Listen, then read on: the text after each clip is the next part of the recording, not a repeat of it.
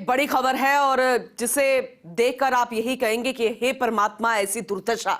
दरअसल आवारा श्वानों ने छीनी मासूम की जिंदगी।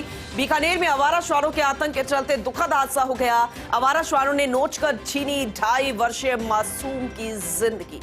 करीब 2 घंटे वेंटिलेटर पर रहने के बाद जिंदगी की जंग हार गया मासूम। बीकानेर के मिलिट्री एरिया की घटना है। शनिवार को अलग अलग क्षेत्र में श्वानों के काटने से 16 लोग जख्मी भी हुए हैं।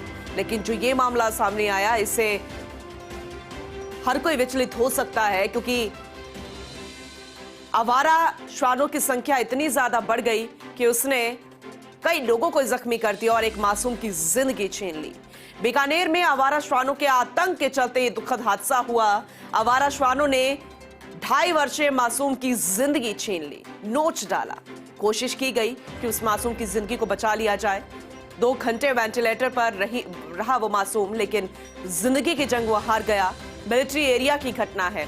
सहयोगी लक्ष्मण राघव हमारे साथ जुड़ चुके हैं, ज्यादा जानकारी उनसे लेंगे। लक्ष्मण जी, वाकई में बेहद दुखद है, विचलित करने वाली खबर है। पूरी खबर को विस्तार से बताइएगा। देखिए पूनम जी, निश्चित तौर पर ऐसी खबर है जो एक तरह से परेशान करती है।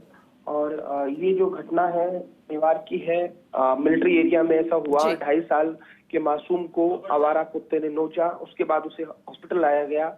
करीब 2-2.5 घंटे वेंटिलेटर पे भी रखा गया, लेकिन जान नहीं बच सकी। खास बात यह है कि बीकानेर के अलग अलग हिस्सों में आवारा कुत्तों के आतंक से परेशान है।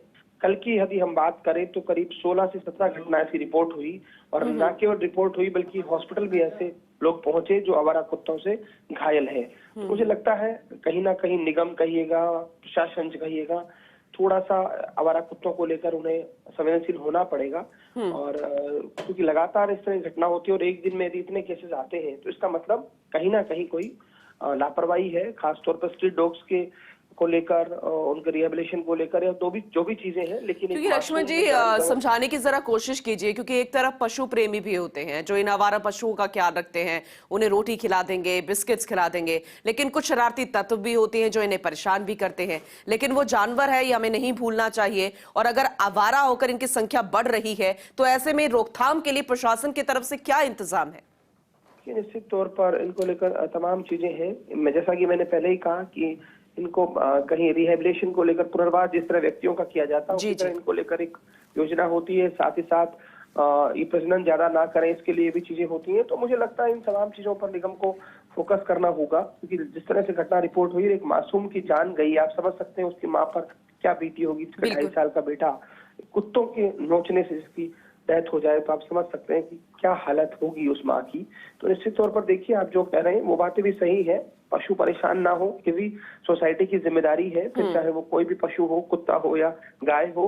लेकिन साथ ही साथ निगम और प्रशासन का दायित्व है कि ऐसे आवारा, हम देखते हैं सांडों से भी कई बार हाईकोर्ट तक ने कहा है कि सांड से मौत हुई आवारा सांड की टक्कर से। तो वो तमाम चीजें हैं। ठीक है, आगे भी आपसे जानकारी लेंगे। फिलहाल बहुत शुक्रिया लक्ष्मण इस अपडेट के लिए।